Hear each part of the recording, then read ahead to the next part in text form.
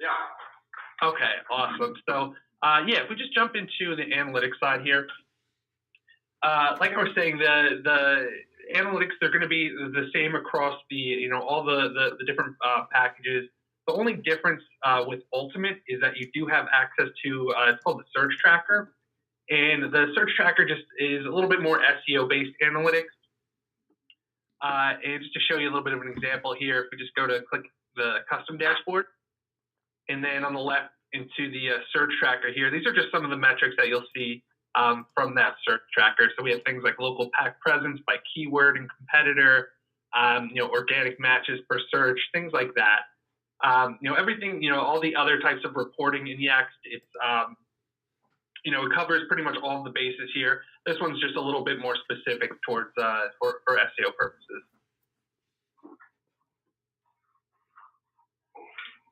Okie dokie.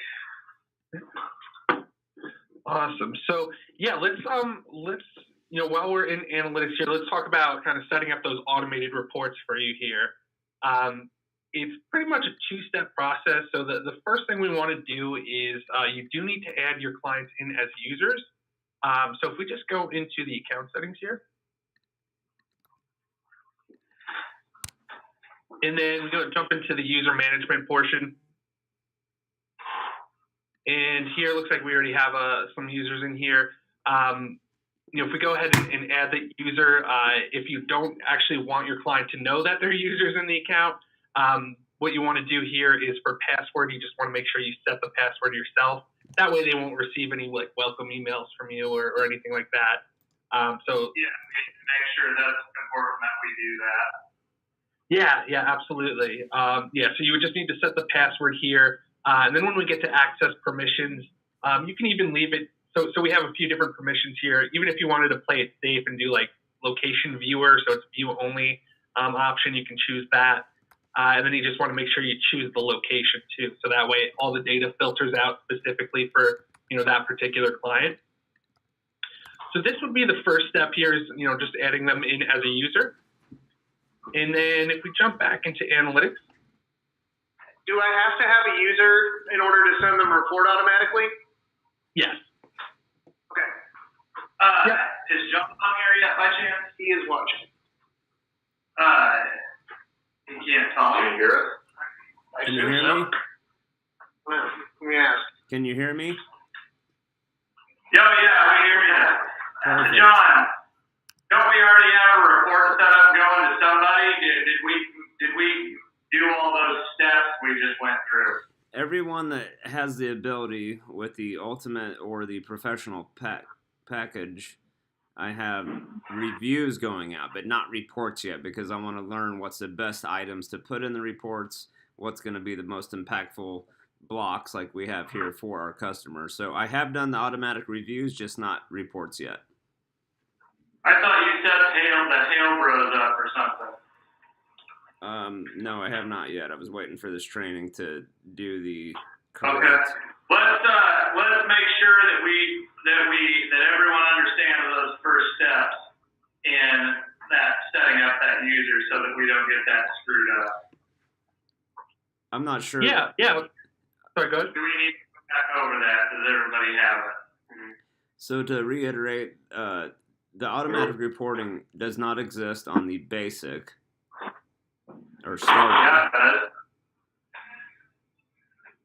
Yes. So the automated reports are across all the packages. Oh, perfect. Mm-hmm. Kind of a fundamental feature of the platform, not just bell and whistle of a package. Great. All right, guys, you can continue. I'm sorry. I just wanted to make sure everybody understands that because we screw that step up and then it's a downhill screw up from there. Of course, no worries. Okay, yeah. So like I was saying, that was part one. So from here, once we're back in this dashboard section under analytics, it brings us to the location summary. So this is just kind of the default dashboard that lives in YEXT. It looks like you have a few custom dashboards already created, but we'll go ahead and just create one together here. And we'll just name this one, we'll call it master for now. And I'll go through some of the analytics here that I think are pretty important. Some that show some really good, retention and some value behind the product here. So just kind of skimming through here, we can go ahead and just select, pick and choose what we want.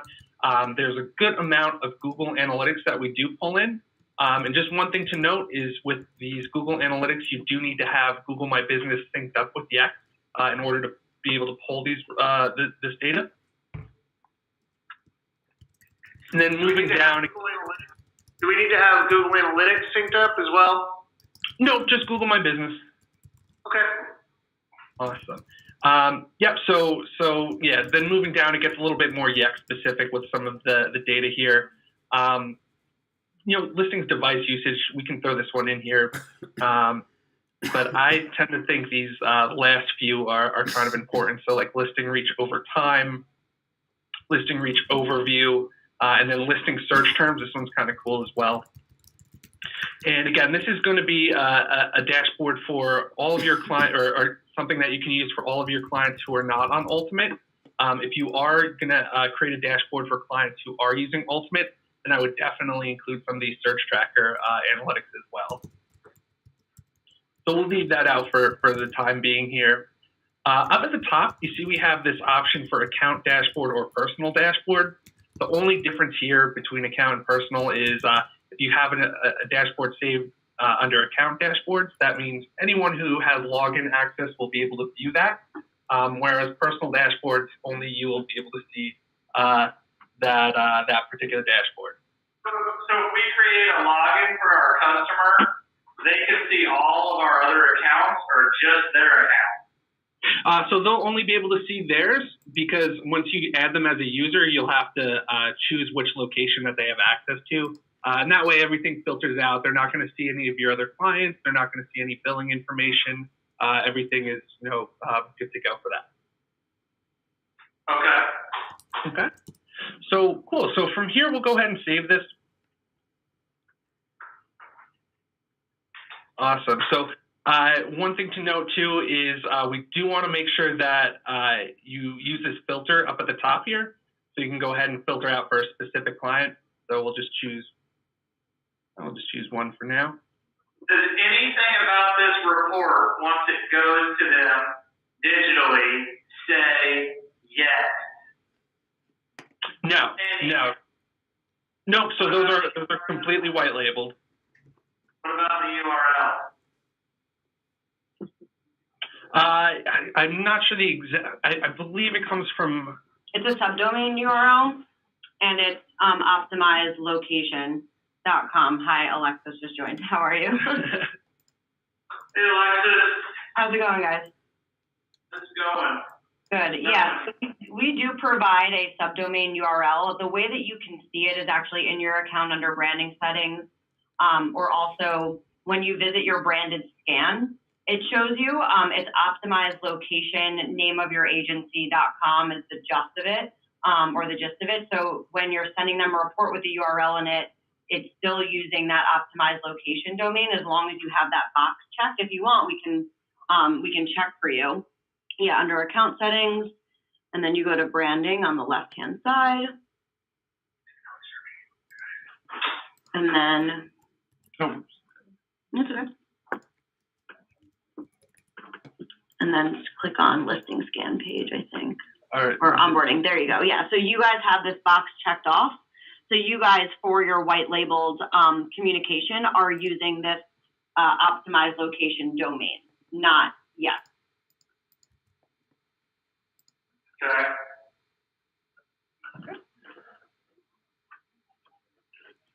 Another important. So yeah, so going back here to that master dashboard that we just created. So to have this automated for you, what you'll have to do next is just go ahead and click on that little bell icon, and we can create the notification. So it'll show us this flow that we can go through. So first one here is, what frequency do you want to send these out? I recommend monthly when ready, as opposed to just monthly. And the reason being is monthly when ready, we don't collect data at the same rate from every single publisher. So that way, when we select monthly when ready, the report will only be sent out once the dashboard is complete. completed. Okay. And then from here, you can choose, who would you like to send this notification to? Then we can go down here to the specific users, and we can go ahead and start, searching for the different users we want to send this out to automatically. Okay.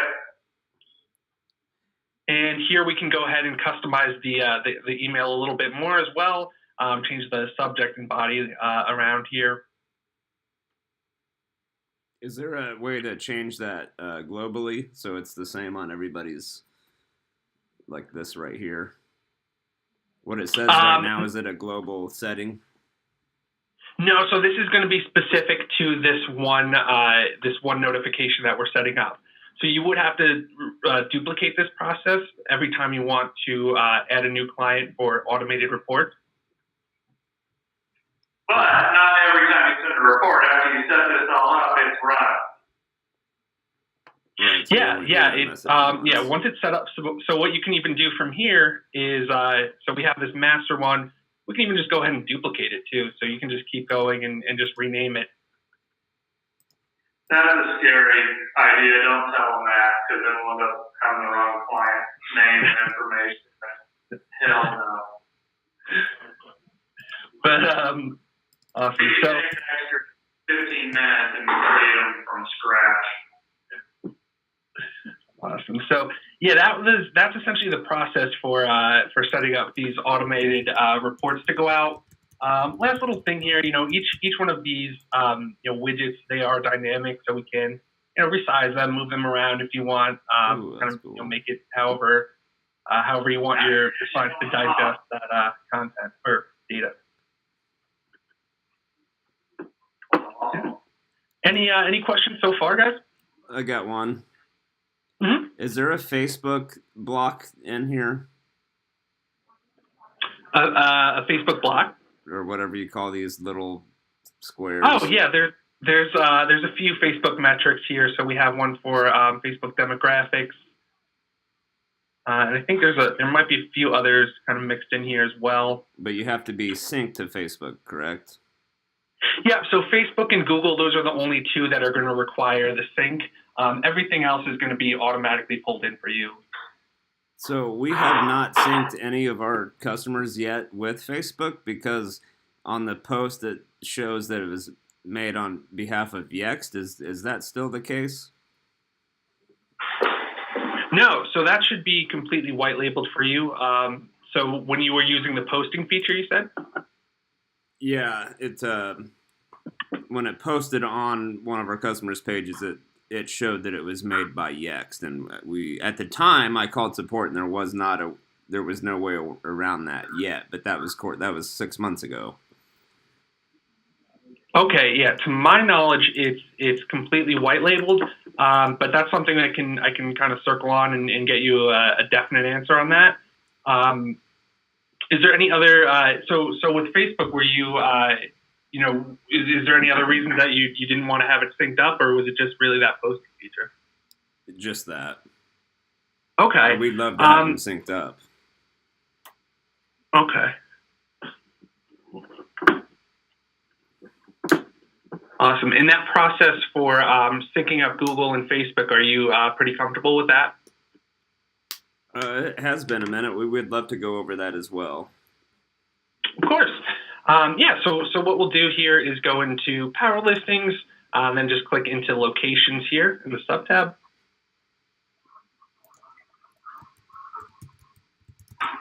And this just pulls up our complete knowledge network here. So these are all of our different publishers.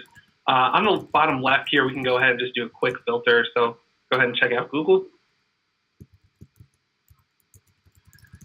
Okay, cool. So it looks like we have a good amount of these are live. We still have a few that need to be set up. Just to show you, the process for setting this up. Wherever you see tasks pending just means that it hasn't been connected yet. So we'll go ahead and set it up.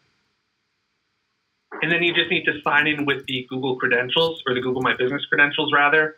And then from there, you would select the verified listing and accept the permissions, and you're good to go. So it's a fairly straightforward process. And Google did make an update now where we can actually do the whole verification process through YEXT as well. So if you do have any clients that maybe they're not set up on Google My Business yet, you can request the postcard, enter in the verification code all through this platform. How do you make Google give you the option to verify by phone anyway? Any insight into that? Ooh, so it's really, it's kind of Google's world, and we're just living in it. It's not, there's no real rhyme or reason to it. Unless you have a little bit more insight on that. I've heard like some scenarios where they are more likely to like deny a phone verification. Usually, I think if they have more trust in the business, they do the phone. But I think when they don't, or if it's like a service-based company or what have you, like service-based companies, I'm pretty sure like don't allow it at all. I can look into it further from someone on my GMB team who works more, we have like a GMB support team here, who works more closely with it. I've just dealt with some like one-off scenarios where they seem to have some understanding of when and why. So let me get back to you on it and I'll ask them for you guys right now. Sure, no problem. I was just curious because I haven't solved this one either, but it does seem like businesses that have been around for longer, you tend to get the option to do the phone verification. Right. I think it's because they trust those businesses more. Whatever their algorithm is showing that that's, a business that's perhaps been in business for a long time, more likely to be there, might just be quicker. Whereas if it's newer or if it's a service-based, there's less trust there is usually, it's all about whether or not Google trusts you. So. Yeah. Okay. Okay, awesome. Any other questions about these setting up these Google My Business listings or Facebook or anything like that? Are those tasks pending? Yeah, set up. They're connected. It's not. So they need to be set up. Annual livings in Google. Yeah, go ahead.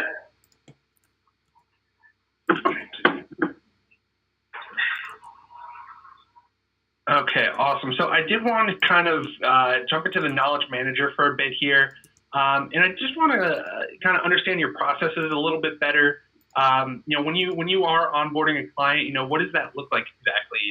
Do you have kind of something in place as far as collecting information from them, or what does that look like? We do have a internal form that we send out to a new customer on this to fill out basically the form that we fill out to add them to the manager. And then we add in a bunch of photos, and then we try to keep adding photos to the account for clients that photos make sense. Okay, so you're taking that information from the internal form and then kind of manually entering it into YEXT? Correct. Okay. So we do have this content capture feature. It might be something that you might want to consider here.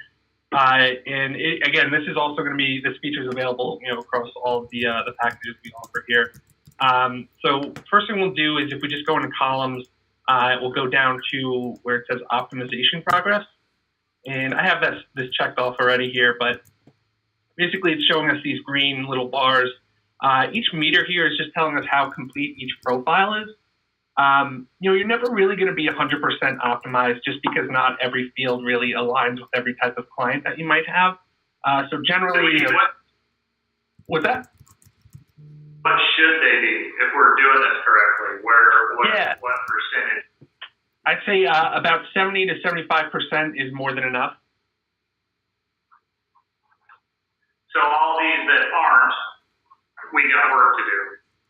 Yeah, and what's cool about this is if you actually go ahead and click into that meter, it's going to pull up a list of different tasks here. So we have like add a logo, update your featured message.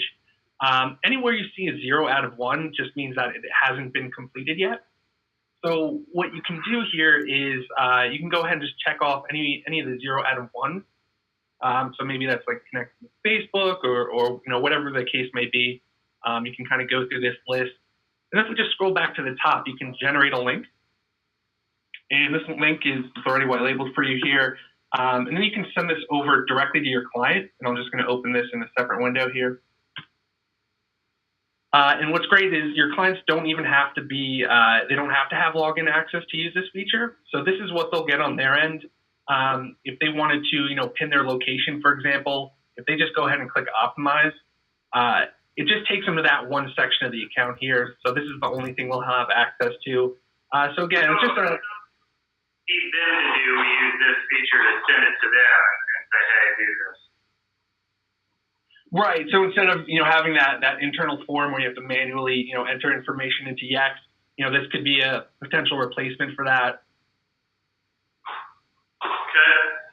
So, like on this particular one, 417 Smiles, so we have added a logo, so do we just go in, how do we... So it'll update automatically once a task has been completed. But that one shows... So long on the edit. Would you mind going back into that view for 417 Smiles for a second? Oh, sure. Let's see. So, okay, so this isn't, wait, yeah, this is the area where it shows you if you've done something. So can you show us why it doesn't show that a logo has been added, or maybe we didn't do it right, or? Yeah, absolutely. Let's go ahead and check that out here.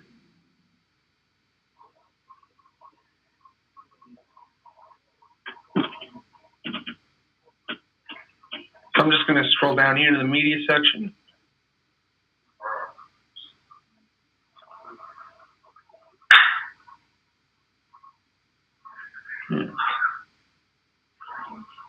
Was there a way to manually say that you completed something since logo is there, or?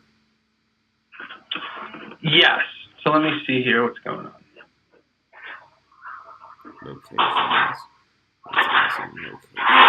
Type. Boom. Shows optimization progress.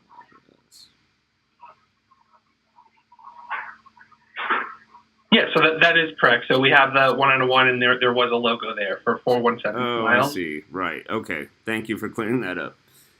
Oh, sure. No problem. Yeah.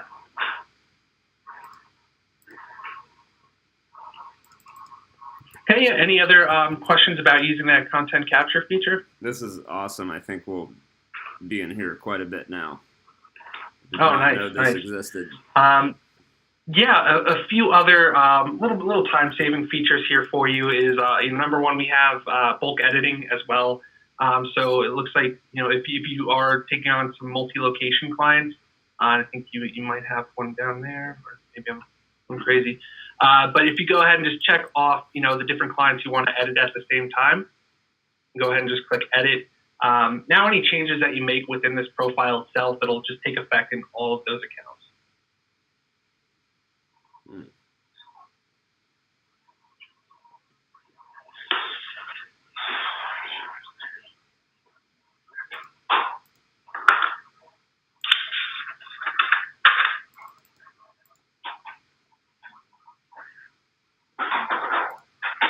And then lastly here, we do have scheduled updates as well. And what we can do with the scheduled updates tool is we'll be able to select a date in the future here. And say we wanted to do for 22nd. Now, any changes we make now within this profile, it'll take effect on the 22nd of November. So it's just a way you can spend 10 minutes into it in an account, make all the updates for the month ahead of time, and then you don't have to touch the account until next month. There's no limit to the amount of updates you can schedule as well. You can do things like set a photo to be pushed out on a certain day, or things like that. Ooh, save you time. Push photos, yeah, big time. Then we also, and this is a little bit of a newer feature, we do have an asset library. So here, basically you'll just be able to upload a few different assets here. So we have text assets, photos, and videos. Again, just kind of like a big content library. So anything you upload here, if we were to go back into any account,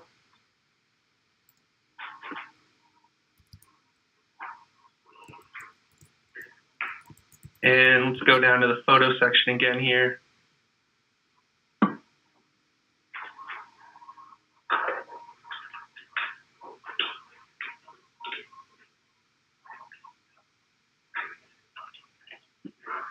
So if we go ahead and add photos, so now we have this option to select from an asset library. So again, if you have different photos or text assets or videos, whatever it may be, you can store that all in YEXT now. On this area, is it possible to do a bulk upload yet? A bulk upload for assets? Yeah, say if we have 30 photos that we just took, from my experience so far, the only way to do that is one by one. That's a great question. I'm not 100% sure. Drag and drop pictures at once, I think. Yeah, That's not possible. I haven't tried that before. Yeah. Okay, yeah, Alexis is going to dig into that for you. I don't see why that would be an issue, having that. Yeah, because I do know that we have a drag and drop feature in the photos, so I wonder if you were just highlighting them all on your desktop and kind of drop them in, if that would solve your question. I don't believe that worked, I don't know, a month ago, but okay. I know you guys are updating stuff all the time, so. Very true. Let me ask for you.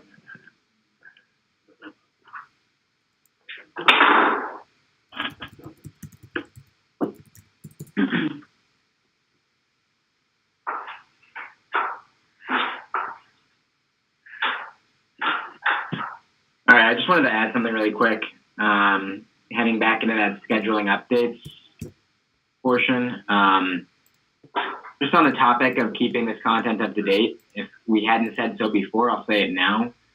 General best practices in search is that you keep this content fresh, maybe once a month, have an update for each location, because fresh data does take priority in search. So whether it's scheduling an update with the featured message or maybe just updating a couple of words in the description, it does refresh all of the content across all of the listings and citations. So you are kind of, just with small little updates, helping keep your clients at the top of their potential in their market. Any questions about that? Is that more for, if we're doing a search campaign for a client to try to just get their general website more traffic, or is it more for each of the different profiles that are out there, business listings? Well, it stands to reason that when you have, when your listings are showing up, you're going to get more click-throughs to the website, but this is mostly about getting traffic to the listings. And then the listings, the content on the listings will hopefully inspire conversion into click-throughs or phone calls or driving directions. That was going to be actually my next question, is what are the items that, and obviously this is it, where keeping all this stuff up to date and refreshed will get us more views even on those substandard business listings.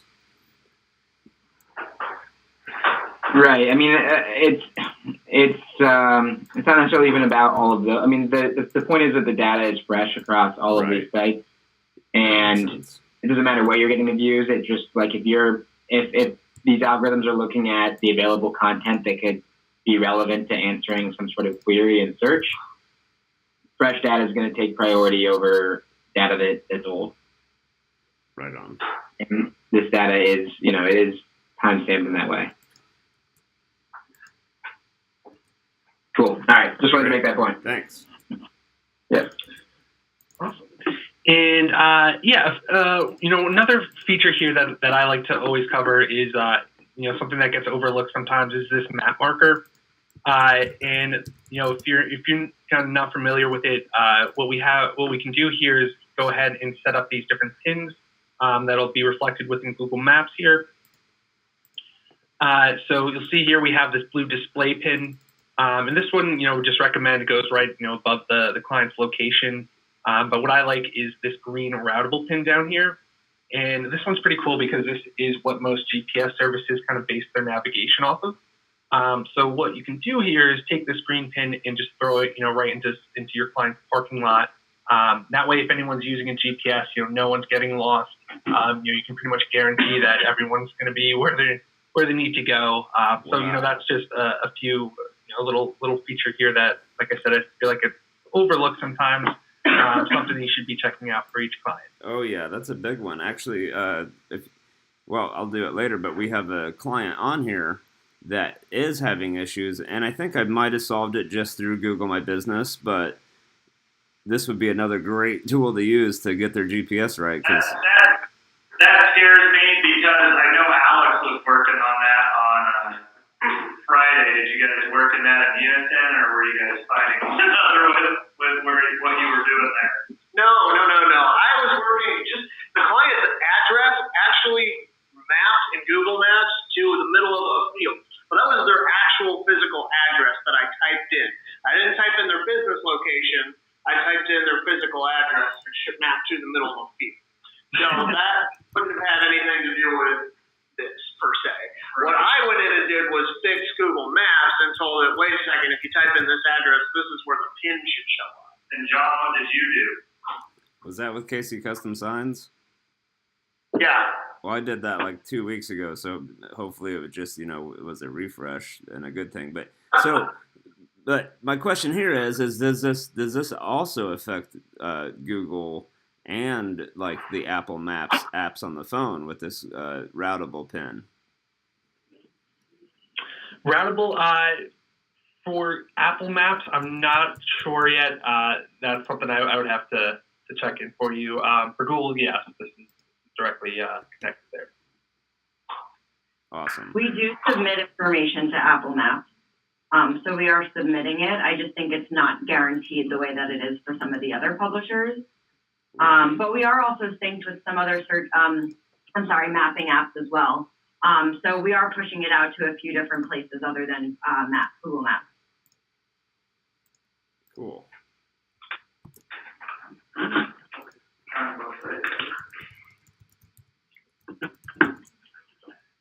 Awesome. So like Adam was mentioning earlier about a few different places where we can go ahead and make updates. The business description here is a great place to is an area here that we kind of want to focus on, just because this is going to be indexed by search engines. So for the business description, we definitely want to try to work in some organic keywords here. Another little tip is you do want to try to include the service areas as well. So, even if that's a sentence like, we are serving the following areas, and then you just list off a few major cities, that's going to be helpful for that local search ranking. And then lastly here with this business description is that Google has made an update where they're taking the first 750 characters to power their Google My Business list.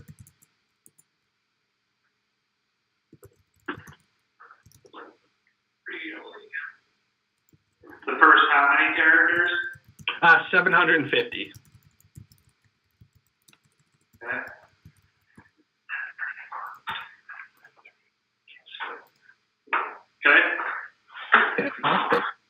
And then kind of moving down this profile, we come across these enhanced content lists. And this is also, another area of opportunity for you. What I'll do is just go scroll back to the top of the page and we'll just check out the products and services. And I'm going to go ahead and create a new list here. So with the products and services list, basically these are just different types of lists or different lists that will appear across a majority of our publishers. I'd say probably about 70% of our publishers accept that enhanced content list. And it's considered enhanced content. So again, it is going to be indexed. So, go ahead and creating this, you can do this either manually or if you wanted to upload a spreadsheet, again, a little time saver there. But just to show you the process here, if we wanted to create, a services list, we can go ahead and just make sure we associate it with the correct client here again. So let's see, are you...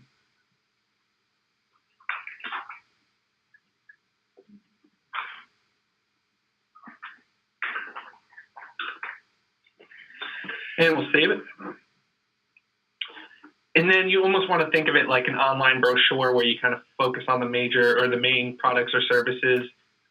So to go ahead and build this out, if we just go ahead and click Add Item, here's where we can start filling in that information. So we have our name. We have this nice 5,000 character description. So again, you want to try to incorporate some keywords here as well. A few other fields like price, options. And then down here is where you can include some rich media. So again, some photos or video. And then finally, you can also backlink it back to your client's website here. In the enhanced content list, they kind of have dual purpose. So it really is going to be, effective for both consumers as well as search engines. It's just another way to provide, information to those publishers for the consumers. And then again, it's going to be indexed. So it is going to help you with that, as far as SEO. So you have the option for products and services, and then you can also include staff bios as well, and it's the exact same process here. Oh, nice. That's something that we are working on for all of our Where is customers. this published, or what the hell is this? What was that? Where is this published, and what the hell is this? So you fill all this shit out. What is it? Where does it go?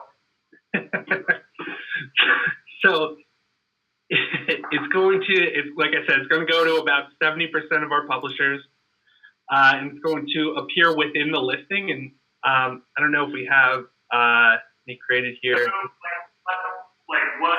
Give me an example of one. Yeah. So if you had, a client who is a dentist here, you can list out the different dental services that they offer, and that way. Trainings, and then we pull that out, and it goes where? Like you said 75% of your publishers. Just give me an example or two or three where you're actually going to see this. Yeah. So I can give you. So I can pull a full list for you, but just kind of on the fly here. I believe To Find Local. This is an example that offers it, but again, we don't have any created here yet.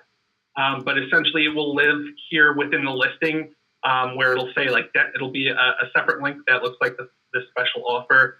It'll say something like dental services, and if you were to click on that, it'll open up the list where you can see the different services that you filled out in the act. And so, in utilizing this tool, does that help with SEO? The customer directly with that, or? Yeah, absolutely. So because it's considered enhanced content, it is going to be indexed. So it is going to be crawled by those search engines. I'm sorry? So it is indexed. Yes. Mm-hmm. And yeah, so it's helpful for SEO as well as consumers who might find these listings organically. So this is a pretty huge part of this, obviously. It's one of the things we need to make sure absolutely. we have. It is a important part here. So, okay, cool, awesome. Great. And here, another important section of the account here is going to be this duplicate suppression feature. So if we just go into listings here and click on duplicates. What we're doing here is we're pretty much scanning that publisher network, and we're pulling in any duplicate listings. And then from here, you have the option to suppress duplicates. So we can go ahead and kind of compare listings. What we have on the left, this is what's being powered by YEXT versus what we have on the right, which is what we identified as a duplicate. So again, we can go ahead and suppress that duplicate listing, so only the YEXT listing will appear. What do we want to suppress them all? So it's not a perfect system. You do want to kind of go through here and just double check with listings maybe that are just happen to be a different business that got pulled in. But I'd say it's pretty accurate where you can go through and suppress those duplicates. Another option is you can get notified too. So if you want to get an email anytime that we identify a new duplicate, you can definitely set that up so that way you stay on top of these. For sure. Mm-hmm. I think that we've Yeah, because gotten search some. engines do want to see that consistency. So this is just a way to kind of keep that data consistent. Now, is this a feature that's included on all packages? No, so this is going to be professional and ultimate. So starter will not have access to this. Okay. Mm-hmm. Now, is this something like this is more defined than 4 duplicates per location? Because we do sometimes get a general email from YEXT that says we have some to go check out. Yeah. So this is essentially what it's referring to is this duplicate suppression feature. And it's per location. Then we'd set up that notification, or just site wide. Oh, I'm sorry. Yes, it would be for all of them. So for all of your clients. So what about the ones that say unable to suppress?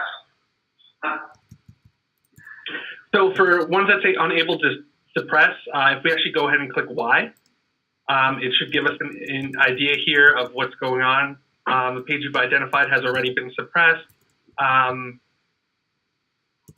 Sometimes we'll come across this where your suppression request was rejected, where you'll have to go ahead and provide a little bit more, provide some additional information to our support team.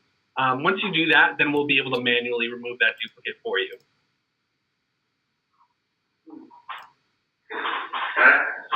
Well, it looks like we need to spend a good bit of time in here for each one of these customers going through this. Right. Okay. And we've done a lot of suppressing duplicates, so obviously one thing I hadn't thought of is that they can pop up all the time when certain search engines, or not search engines, but directories, pull other information, and I guess it's an ongoing thing. Yeah. Yeah, absolutely. And this is why, this is the part that I wanted to understand, so that when I'm selling these to the customer and they're like, why do I pay you to do this? Beyond just the standard fee, there is relevant maintenance involved. And Yeah. so this is good to be seeing all this, so I appreciate it. Yeah, no, that's exactly right. That's like the whole ongoing value that we often preach, is that like listings are a forever, an ongoing process. It's not just like, Even with the tool, there's still maintenance here. It's not a miracle device. Is not a what? I'm sorry? I said even with having this tool, there's still work to be done. The tool just makes it easier. This is not a miracle device. Yeah, it is an ongoing, process. As long as these businesses are in business and are listed here, we're still doing our work, and therefore, I guess, giving you guys a little bit of extra work to do by kind of trying to stay on top of what's happening as duplicates pop up. Publisher suggestions is another great example too, making sure that we're watching out for what people are suggesting, and staying on top of that for you guys. So yeah, I think you're right. We're just kind of doing it in one place for you. Yeah, and I need to be able to use that when talking to the client. We're like, well, I pay you X number of dollars a month for this, but what's the value in it? Like, what am I getting for it? So that's the question always, is that. Yeah, I think that's something that might be helpful as well, just to your point right there. And I understand in the initial sales process, it would be something you would have to talk through. And we, Adam and I, please feel free to leverage us. Sorry? Why am I for this again? Yeah, exactly. So in those initial conversations, it's some on your end of doing that explaining and that sales, having to sell them on the fact that this isn't like a one-time fix, or listings are important and all of that. But also what I just wanted, or I asked Adam to point out for you, is that we have this activity page under analytics, which actually shows everything you're doing. And you can filter by location. So I think what would be helpful for you, for those clients, if you're doing, quarterly check-ins or monthly check-ins, or have a client that's up for renewal, this was actually built by the recommendation and suggestion of partners to kind of answer the question of, what have you done for me lately? Our favorite one. So this shows exactly what you've done for them in YEXT. All of the updates you've made, reviews you've monitored, duplicates you've suppressed. It actually shows you all the work that you're doing, and you can show this to the client too. Right here, go into the report or negative? We went to analytics, and then we clicked on activity. Okay, so this can be included in the report that's going to them weekly, bi-weekly, monthly, quarterly, however we set that up. You can show them everything you did. Yeah, you can. That's a good point. You can show them the work you did that month or that quarter if they want to see it. Okay. That'll be different. Any questions about that activities? That's awesome. Yeah, and Alexis did mention before that that publisher suggestions feature here, and this is also pretty important. So if we go into just listings again and then publisher suggestions, there we go. YEXT does lock down all of your listings for you, so no one will ever be able to make a change to listings to any of the information within those listings without your approval. So again, that's kind of another ongoing value of YEXT is, without this, people can use that suggest and edit feature to actually, change the information in your Google listings or Bing listings, wherever it may be. So with this publisher suggestions tool, it's kind of similar to that duplicate feature where we can compare what's in YEXT versus this suggested edit, and then we can approve or reject it. So for this first example, someone suggesting that the hours are different than what's in YEXT right now. So if we were actually to approve this, it would actually make the change in the knowledge manager, or we could just reject it and make our changes if necessary. Okay.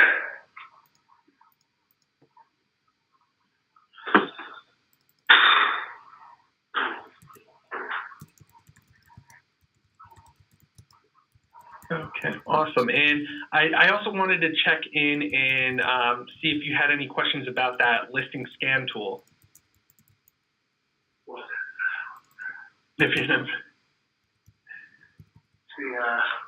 It's the original tool that shows you, where you have listings and where you don't, what percentage they are. Oh, I think we're okay with that.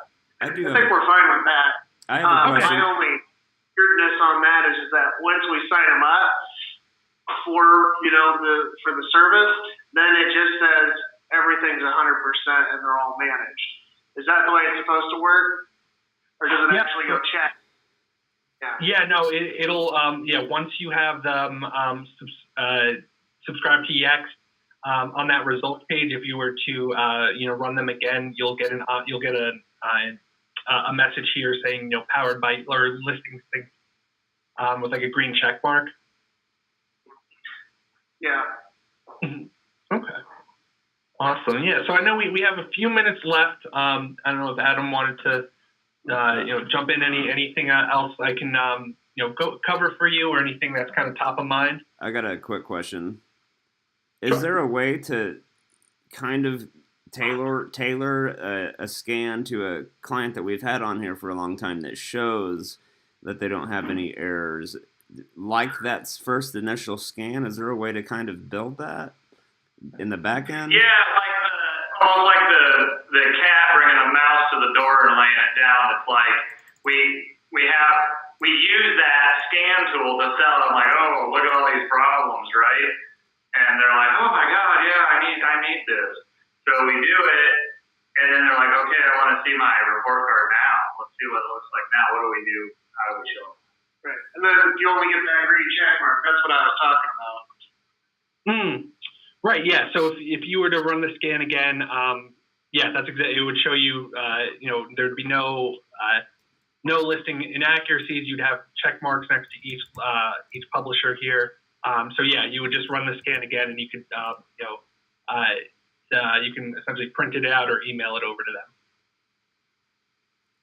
Well, the main question is after we've had him on here for several months, how can we build something that's similar to this that shows how many things we've fixed?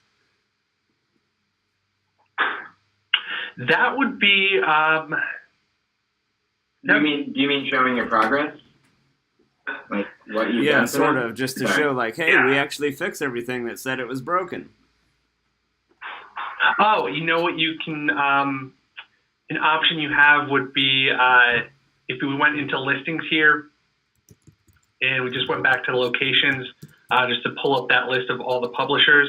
What you could do is if you wanted to filter it out here. There we go. And it'll show us the status here. So everything is live, just means it's synced up. I know it's not the best example here, but we don't have a system. So feedback for you guys then would be, okay, we use the scan tool as the selling tool, right? And it says, hey, you got 77 errors out there, you're 76% inaccurate.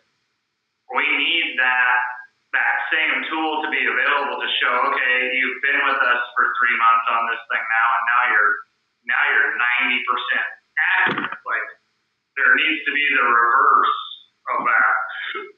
Well, the idea here is that it's going to be at 100% no matter what. And the metrics I think you want to focus on, and correct me if I'm wrong, and we'll take the feedback to who needs to hear it.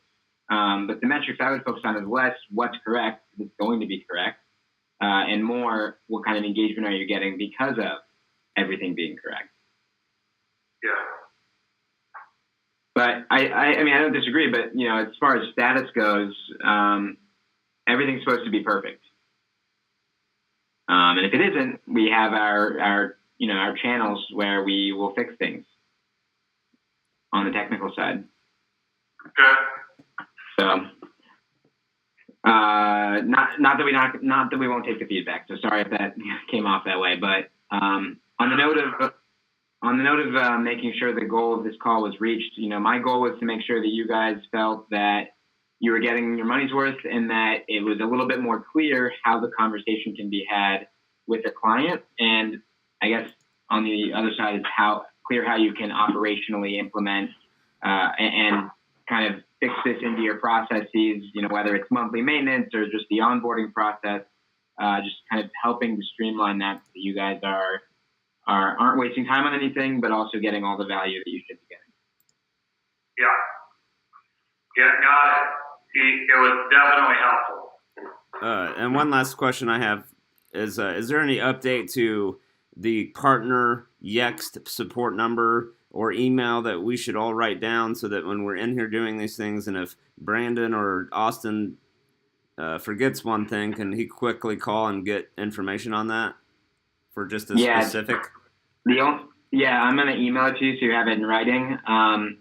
I don't have it in front of me because we're in a call room. I usually have it at my desk. So cool. But I'll email it to you so you guys have it documented. Awesome. And we also recently did a whole revamp to our help center as well. So it's just a good resource here. There's a lot of articles and a lot of tutorial videos as well. So this is also just a nice resource to check out. Sweet. Well, all right, so, Adam and Alexis, thank you for your time today. I believe that we have a better understanding. I know me personally am going to have an easier time explaining how this is an upsell and answering the question, what have you done for me? Good. Okay. Mission accomplished.